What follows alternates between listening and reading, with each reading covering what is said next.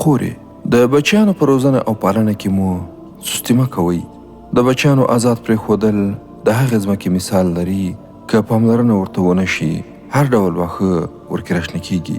علامه عبدالحمید بن بادیس رحمه الله وایي که ته یو زوی وروزې نو یوازې یو تن دې روزلی، مګر که یو نجلۍ وروزې په حقیقت کې د یو امت روزلی دی. مسلمانانو په 8 پیړیو کې ساده مګر تر ټولو آرام او هوسا ژوند درلود او له مکې مکرمې نیولې بیا تر اندلس پورې یې واکمني درلوده. خو آیا پوهیږئ چې ولې؟ ځکه هغوی داسې بچیان روزلي وو چې باید همدغسې میړني اتلان ترې جوړ شوي وای. دوی خپل بچیانو ته غشي ویشتل ورښودل، مګر نننۍ میندې خپل بچیان په سریالونو، موبایلونو، نانځکو او نورو بېهوده کارونو باندې روږدي کوي.